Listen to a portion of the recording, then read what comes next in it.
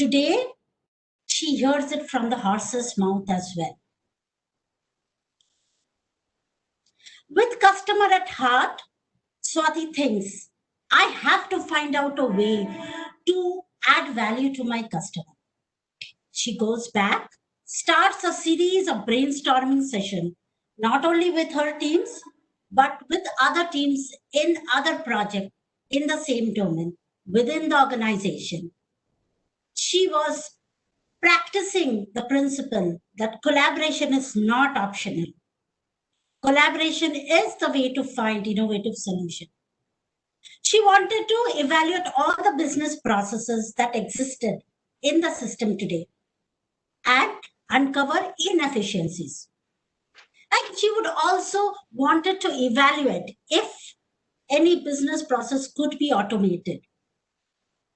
So she worked with the teams, she organized hackathons with vendors, suppliers who were all managing that system at that point of time. Our main aim was to remove inefficiencies. Her team developed bots. She befriended the technology and her team developed POC of bots. However, because of system freeze, remember this is October 29, 2019, and November, December is usually a system freeze. And because of the system freeze and budget cuts, these bots could not go to production. However, customer was very happy with what her team had developed. Come March 2022 or 22nd, 2020, as the entire world went into lockdown, the system Swati and her team was supporting was witnessing a huge surge in volume. And this was March 22nd, 2020. And as she was retiring for the night that day, she gets a call on her mobile. She picks up the phone. And at the other end of the line was Manish, her shift manager. And this is what Manish says. Swati, our system is experiences a high load. We have to get the team around the clock to maintain the system. What can we do? Manish was anxious and he was very scared as well because he had to keep the lights on. So Swati, however, worked with her team to get the entire team to support the system that night. Next day, Jane and Swati got together. Remember Jane? She is the IT manager of that pharmaceutical company. Jane and Swati got together and they deliberated. They discussed, they pondered, and to find out a solution because keeping the team round the clock to maintain the system was not a viable option as well. And it seemed that because of the COVID and the lockdown, there was a huge surge of orders of masks, medical devices at that point of time. So Swati and Jane looked through the array of bots that the team had created. And yes, there was that one bot which could ensure that the orders were distributed as per the need, eliminate any manual efforts for approval, of course, if it is within certain limit, and expedite shipping. And there you go. Within a couple of hours, Jane took the necessary approvals and the bots were deployed to production.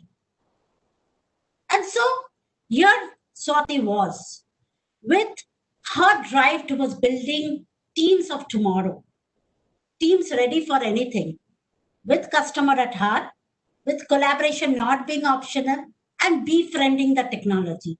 And of course, being agile all the way. So agility all the way. So if you are a project manager like Swati and you're wondering, how do I manage this chaos? How do I build a team of the future so that we can transition to overmorrow? Yes, overmorrow is a word for day after tomorrow. Graciously, proactively. So we have a few principles and here they are. And these are the principles which power the teams of overmorrow. Keep the customer at heart. Empathy or the voice of the customer. Teams need to keep the user's need in mind from the very start when you start developing a product.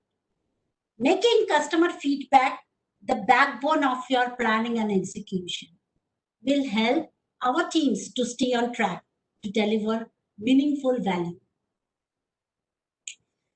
Collaboration is not optional. Collaboration is not about working together within a team. It is working with a team in total participative organization where the team member knows that he or she has a voice. It is also about knowing to work with humans as well as non-humans.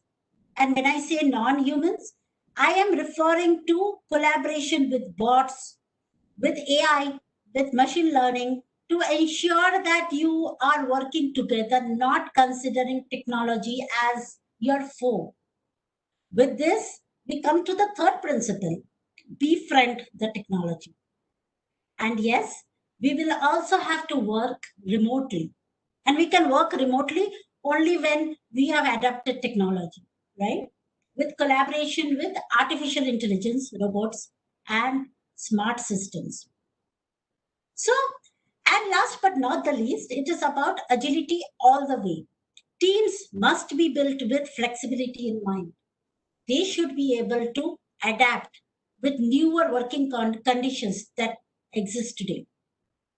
Roles and responsibilities will get defined for the day after, and teams that embrace all for one, that means either all succeeds or no one succeeds mentality, will be best prepared to adjust on the fly. So I will take a pause for a moment right now so that you can sink in the principles that we are talking about for building the teams of tomorrow. Customer at heart, collaboration is not optional. Befriend the technology and be agile all the way. So let me take you to overmorrow. And this is an interesting interesting picture that I saw. Overmorrow is a word which means day after tomorrow. What I'm going to talk about right now is all stories from a bright future. Stories for which we are writing the script today. And how will I do that? Here is my crystal ball, my magic crystal ball, in which I see the future. Peter Drucker once said, if you want to predict the future, just create it. And this is what we are doing right now. We are trying to get anecdotes from the future, which is powered by the team that we built today, the teams of tomorrow today. So, are you ready to hear stories from the future from my magic crystal ball? You can give a thumbs up on your, a chat window or say yes, right? Okay, so I think people are ready. So we will move on for looking into my crystal ball and taking the stories from the future. Let me look into my crystal ball and see what's going on there. So Monday, 9 a.m., and it is time for our regular stand-up meeting. Few of our team members are here with me, right next to me in the conference room, while the others have logged in remotely. It is the post-pandemic era. Remember, I'm looking into the crystal ball for stories from the future. So it is a post-pandemic era. And each day in our workplace looks very, very different. With part of a team coming to office on some days where other parts are staying at home.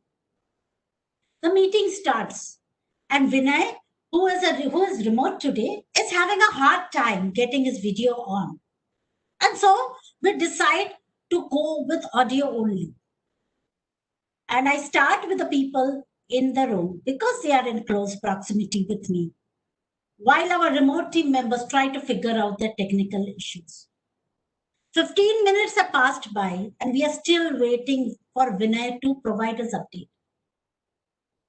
Alas, we could not hear him at all. And in the interest of time, we wind up the meeting after 15 minutes without Vinay's update. As I go back to my desk, I ponder what just happened. Was that right? Well, this is the new way of working. We just cannot let go our remote team members in isolation. We have had a team working agreements while we were all virtual, and that established a structure in our remote teams. But that time everyone was remote. It was about the code of conduct and decision making, conflict resolution, virtual sync ups, and how do you nurture curiosity and inclusiveness, learning as well as agility.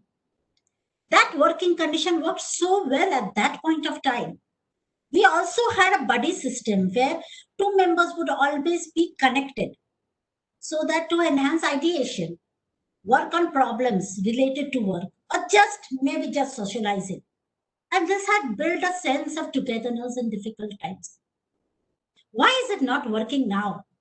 I thought, was it time to look back and redefine those agreements for the hybrid virtual team that we have right now?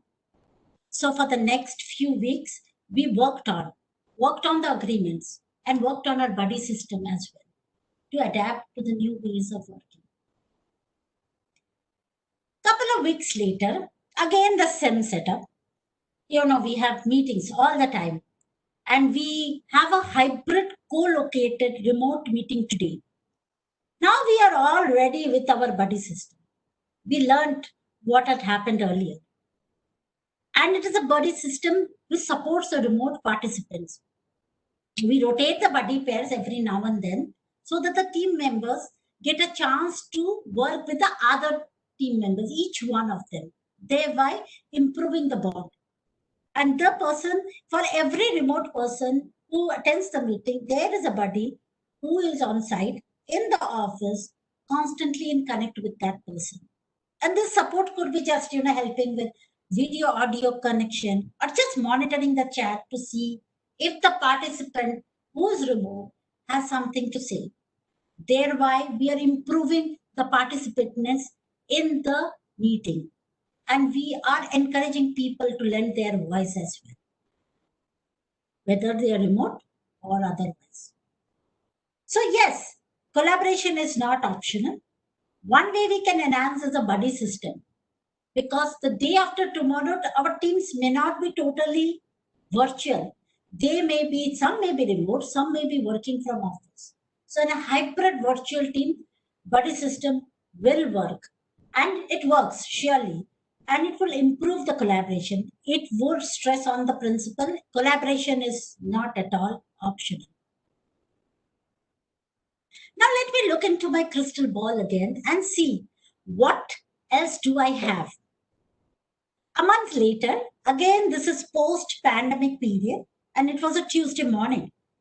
And I'm going through my emails. And one email that catches my attention is the employee pulse report. And we have been practicing this, sending out surveys to find out how our team members feel about working in our projects during the COVID era as well. One of the areas that I see a big improvement is of remote inclusiveness. Yes, we have all heard about inclusivity and diversity and inclusion, right?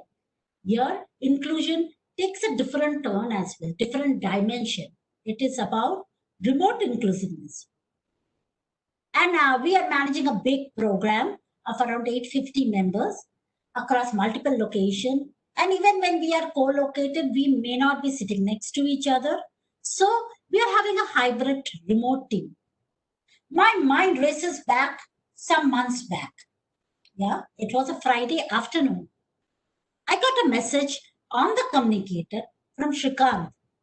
And Shrikant is a very bright young man in my project. And he is implementing a very critical module, the payment module. And the message that he sends me is, I fear I might miss out on the deadline to deliver the payment module by Monday. And I could hear anxiousness in his voice as well. I said, oh, why is it so? Shrikant says, I need some inputs from Ajay, who is our SME on PCI, that is Payment Gateway Compliance Interface, and I'm unable to get time from him. Is this because I am working remote? Or will it be easier if I come to office? That's the question which struck me.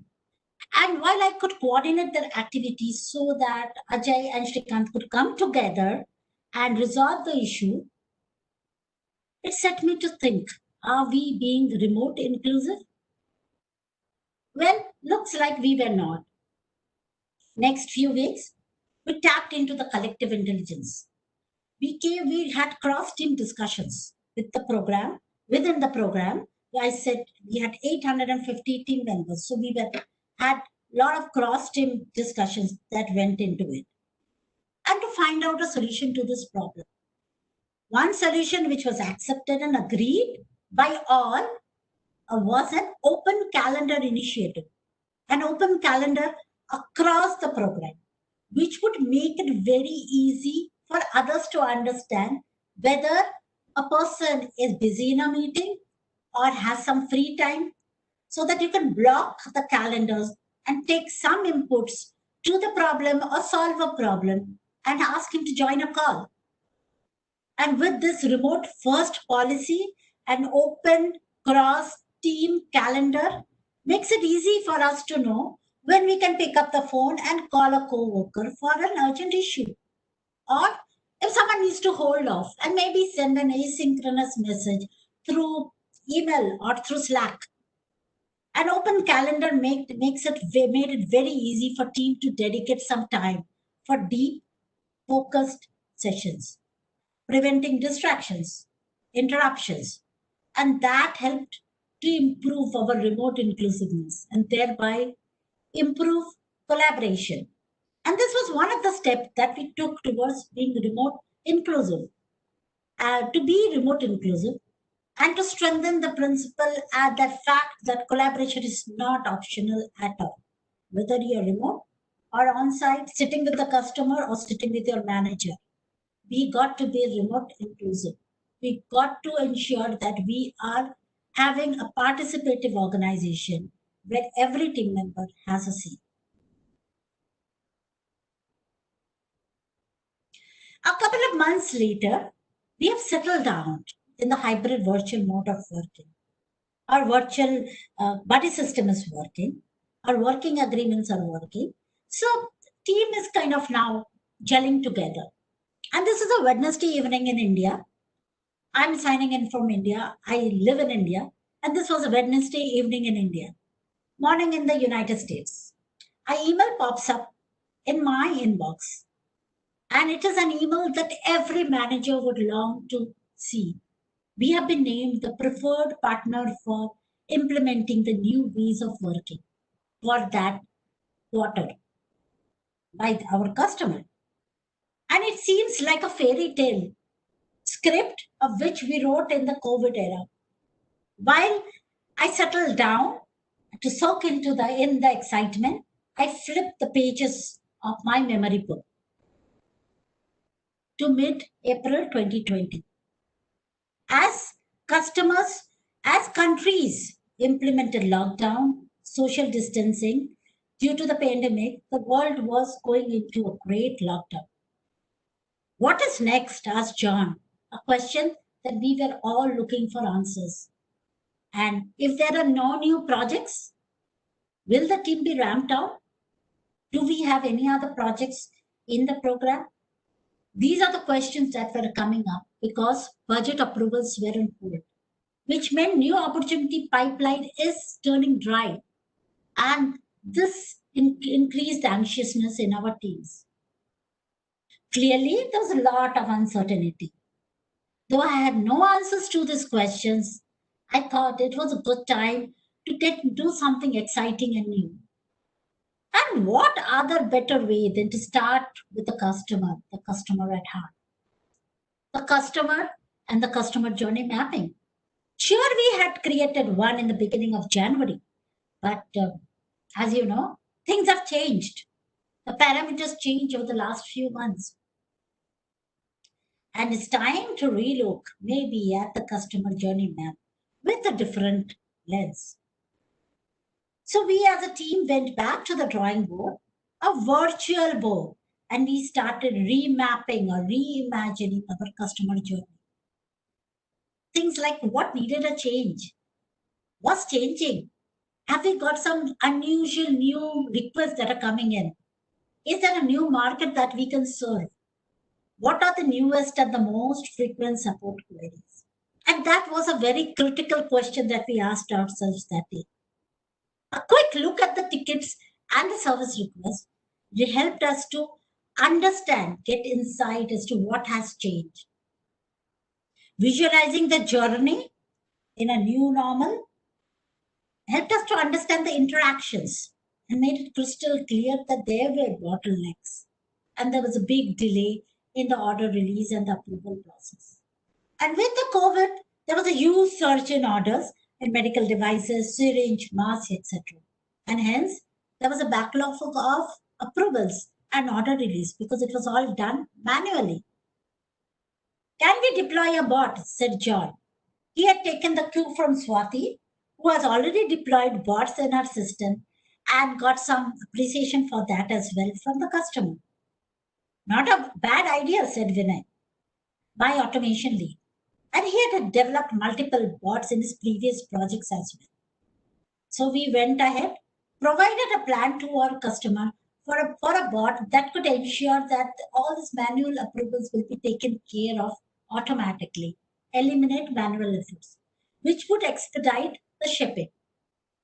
Success stories of these bot implementation are a true advocacy of our team's knowledge of the ecosystem and the capability in the business process automation area. And today, as a preferred partner, we have been given a discovery project to map all the business processes and identify candidates of automation. So, this is customer at heart. How do you do that? You redefine the journeys, you redefine the touch points. It has changed. Trust me, it has changed all over the last 6 months. So, it is time to redefine them and see what has changed. And those could be an opportunity and not a threat, of course, right? And that could be an opportunity for generating revenue and adding value to your customer. This is an interesting slide, right? I look into my crystal ball like this woman who is looking curiously at something. And I see a couple of months later, yes, this is an interesting story from my crystal ball, stories from the future. Today, we are signing a deal with our customer, and this is on application rationalization.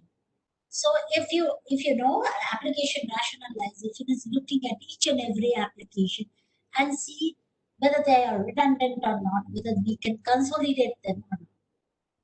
And this deal not only gets us some revenue because we work on it to decommission certain applications, but it also saves millions of dollars in the application support cost. As with many other success stories, the outcome is that what we are witnessing today is an effort of something that we invested in the COVID lockdown era. As I walked down the memory lane, I remember that day in the May 2020. We were in a customer's IT call, and we are undergoing a budget cuts at CIOs, like most of the CIOs did at that point of time. We need to cut cost. We need to cut down on the support cost. Yes, we need to help out our customers in this time of distress, I thought. So, what can we do to reduce application support cost? For the next few weeks, we conducted a lot of why meetings, WHY, with customers, with teams who are supporting the applications, and other vendors asking for. We were not looking for answers, but we were looking for questions. Questions around why this technology is used, why are we following this process, what is the goal, and this opened out multiple solutions to some wicked questions that we had. Team was able to analyze applications from various angles. And with all these answers behind us, we chalked out a technology application landscape of the entire ecosystem. And yes, we found a lot of redundant applications and which have the same goals. Low customer base. And obviously, this is an excellent opportunity to retire some applications to reduce the support cost. So, that was our focus on curiosity and on the customer, which led us to understand the ecosystem better, the technology ecosystem, the application ecosystem. Although we were not supporting many of these applications, we were much better placed to predict the need of the customer, which was reducing the support cost and provide a solution. Keep your customer at heart. Be customer curious always. And that is one principle that can help us to transition to the future, to the bright future. A few months later, again an anecdote from the crystal ball. Today is a very, very special day for us. We are pitching a deal with a very large Fortune 100 conglomerate, right? And this is a new deal that we are pitching. We have had customer representatives joining in from 5 continents. And why customer? We have our teams also joining in from different continents. My team is like around, I would say 30% in premise and 70% remote, dispersed, distributed. This hybrid virtual mode of working has helped me to get the right talent at the right time at the right place. Build a diverse, innovative team. My team leads have had face to face connect with the customer representative to understand local specific needs. And we have already built that relationship, possible only because we had a diverse and dispersed team. Today is the major discussion to finalize the deal. With virtual presence and augmented reality, I connect with the team, the customer, and my teams in a virtual conference room. It is like I'm there in real presence. And that is the beauty of technology. That is the beauty of befriending the technology. I also have some multicultural devices which automatically translates our languages instantly, prompts me for any cultural sensitive phrase that I use or actions that I exhibit in the meeting, allowing us a multicultural and multilingual teams to communicate effectively. After the discussion is over, a few hours later, I work on the estimation and I send it to my project leads. And this is through a blockchain based framework. This enables us to have a secure and a transparent communication, peer to peer communication within the team or outside the team.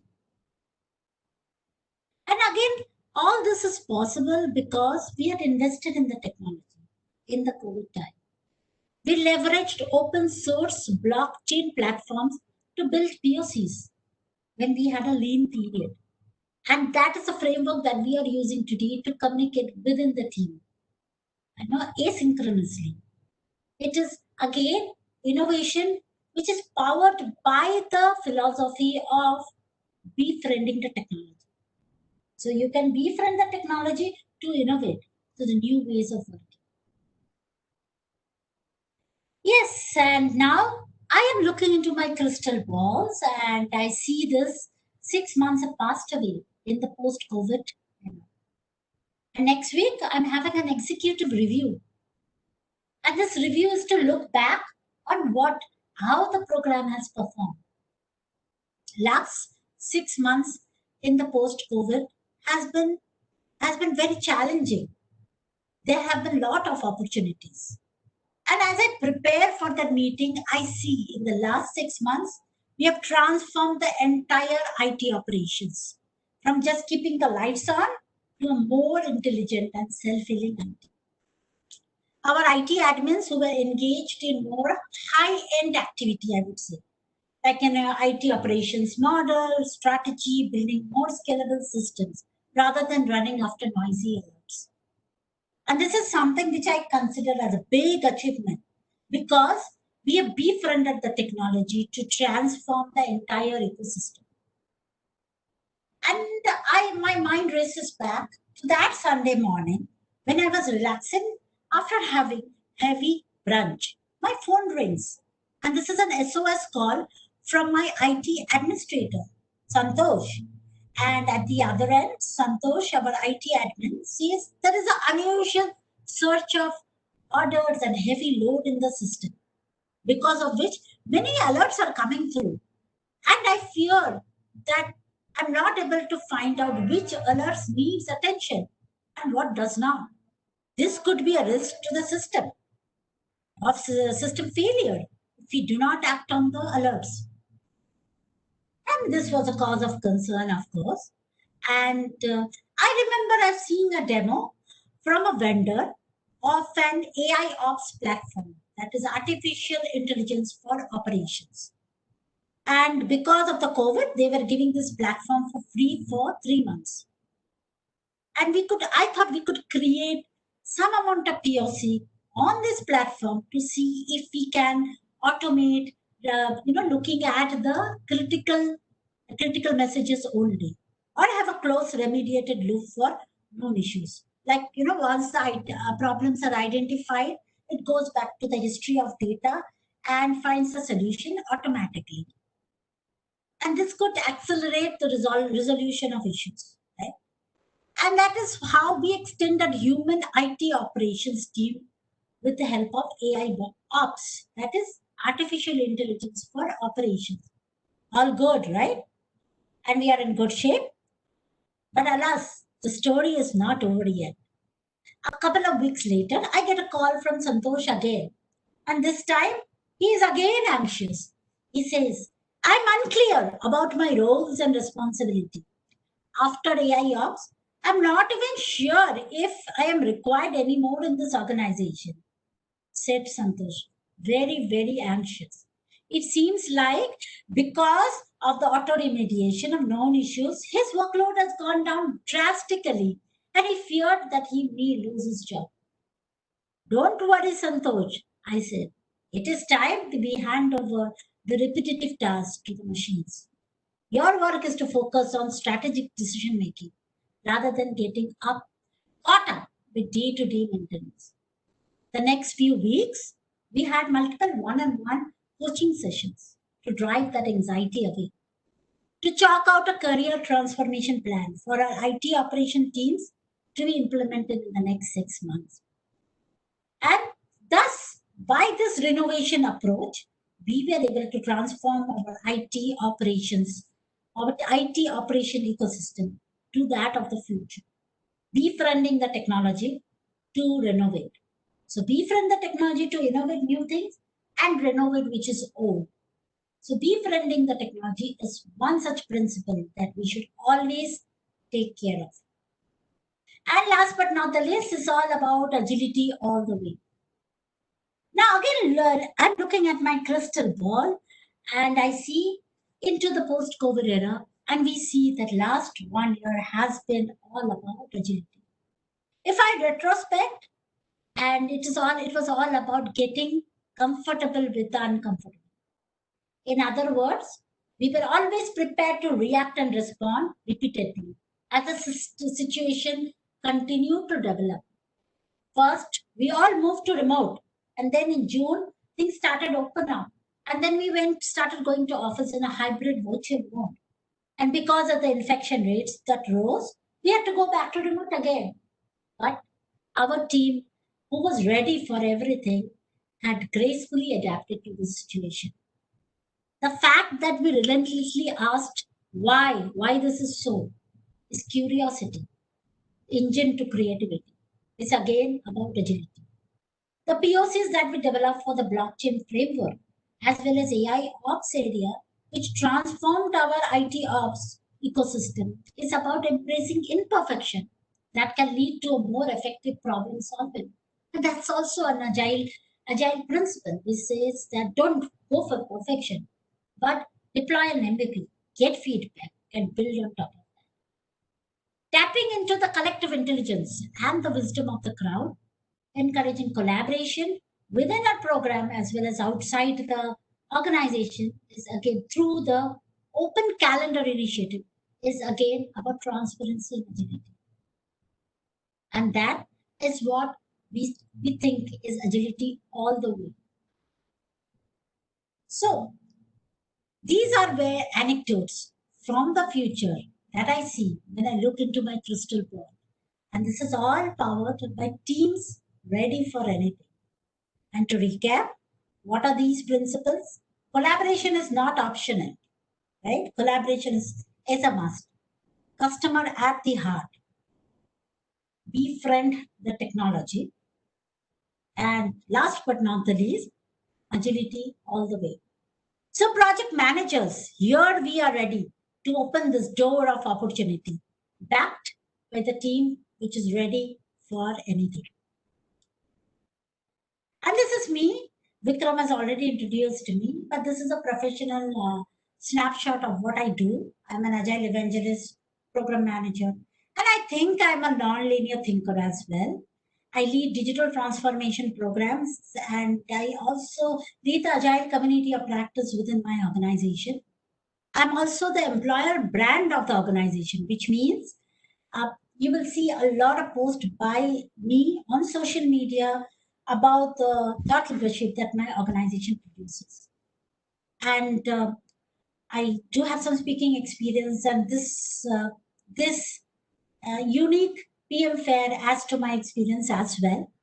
Do connect with me on social media handles. That is the LinkedIn link, which is there, and my Twitter handle. I would love to connect with you also on email as well. Uh, do follow me on these hashtags agile W2W. This is agile words to the wise. My speaking engagement hashtag speaker Priya. Future of PM work. How the future would look like for project managers. Be powered up and being good enough is amazing.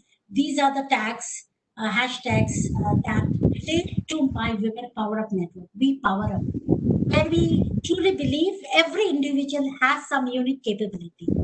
You don't need to be an expert to power each other. And that's why we say being good enough is amazing and be power up. With that, I will pause for a question and answer if there are any. Yeah, thanks a lot, Priya. Again, we're talking about the future. I'm talking about currently. If you see, I'm in Netherlands. You are in India. There is a team from Belgium, and we are trying to host the whole event. It's already now. Yeah, If I see the whole perspective. Meanwhile, I think Renuka will be monitoring the question section. I do have a question from my side.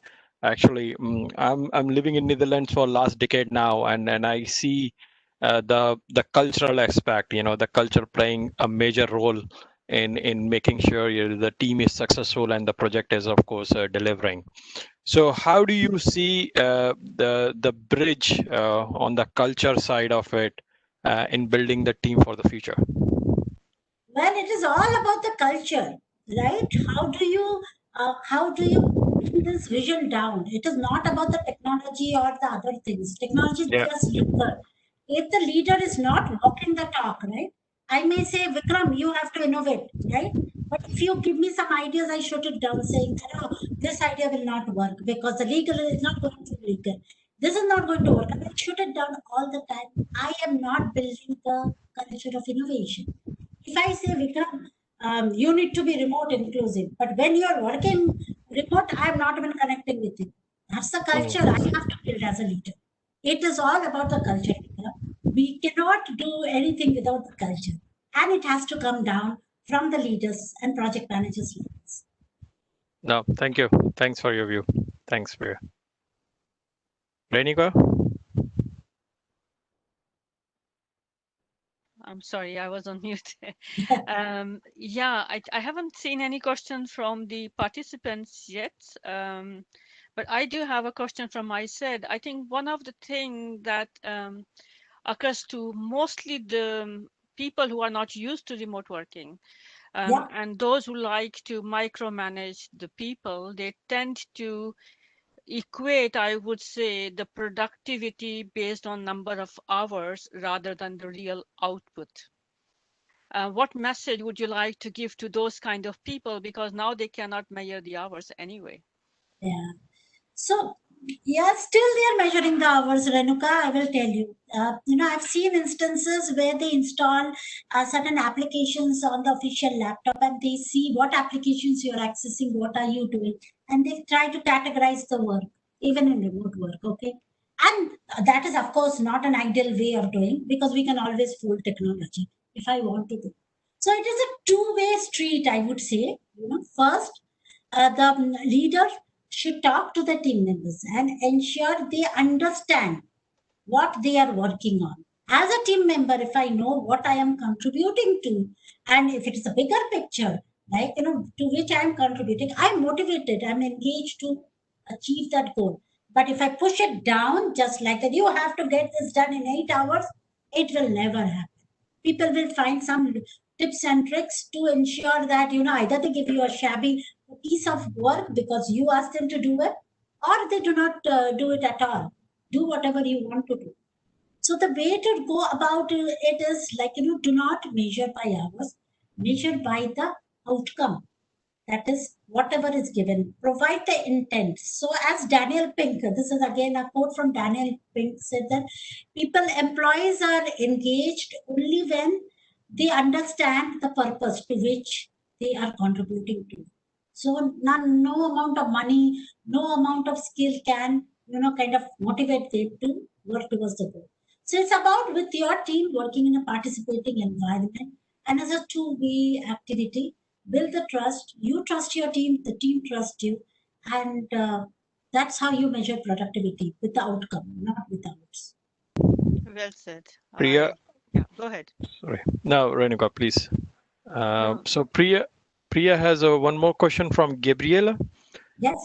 He says that collaboration is not optional, and agility all the way sounds great, but there are always project team members that are not that flexible or open to change. How do you treat people that might not be able to willing to adapt this one? Yes. So again, change is hard. Remember this, right? Not everyone is adaptable to change and can change quickly. Some people naturally like change. Some people are very, robot like. They've been doing this for years. We will not do this because this worked before. But the market condition has changed. Okay. So there is a option, right? You try to motivate 80% of your team members, right? And push them over the cliff. So it's like a hill, so you give them a little push, they will climb themselves and they will go over the cliff and adapt change. There would be some people who will not move at all. You will try for some time and then you will leave them behind because this is not good for your team, neither for the organization, not for you as a leader. So my suggestion is that try to give that push, make them understand why it is needed to change. But even if they don't want to, it's not. I think it doesn't make sense to waste time there. Rather focus on the 80% of your team members who are willing to change and add value to your projects. Oh, makes sense. Makes sense, Priya. Thank you. Renuka, do we have any other question?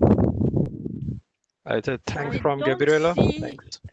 unfortunately, I don't see anything from the participants here, but I do have one question from my side again. So, since people are not paying, I think they are not asking questions, or it was too clear, Priya. That probably is Oh, the case, that everything was so clear that they don't think they have any questions left for you.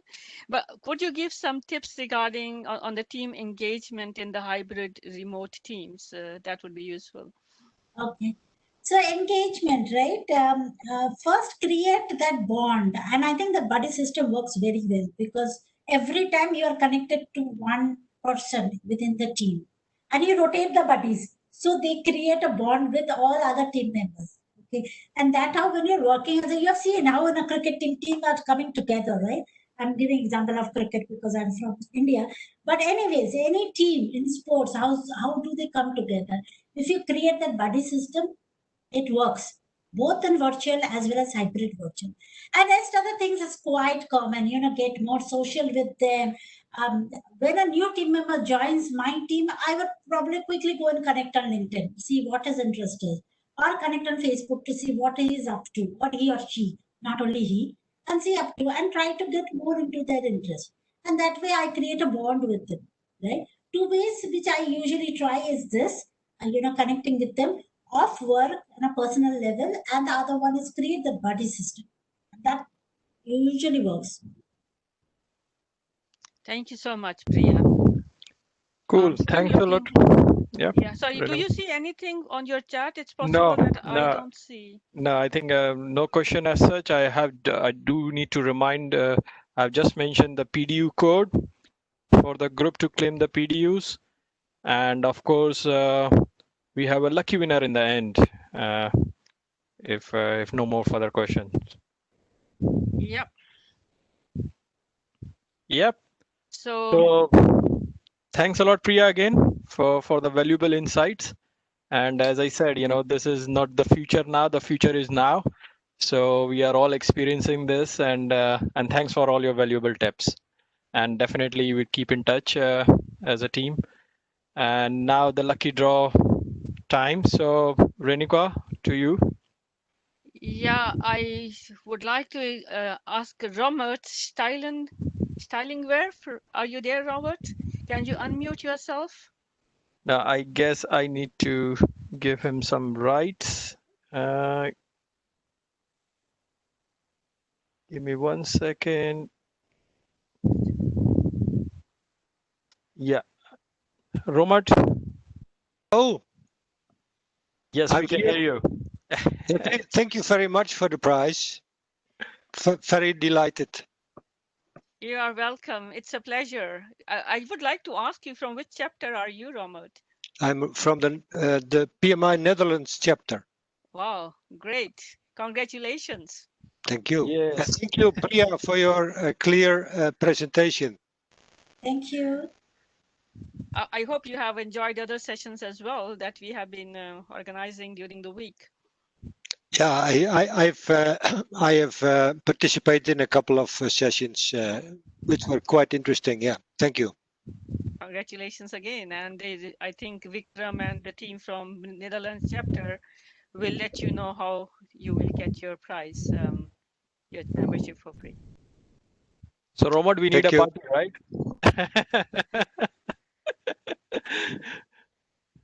A Corona-proof party. Anyway, thanks again, Romat. Thanks Renuka, and I think we are receiving a lot of thanks from the audiences. So thanks again, Priya. Any last words before we close? So the only thing is that you can build your own future. So focus on today, how on the skills of the future. That's all we can say. Thanks Priya again. Thanks Renuka. Thank Brian. Yeah, thank you all, and thank you, the PM Fair organizers. It's been really a great Absolutely. event. Thank you all. Absolutely. Bye. Thank you.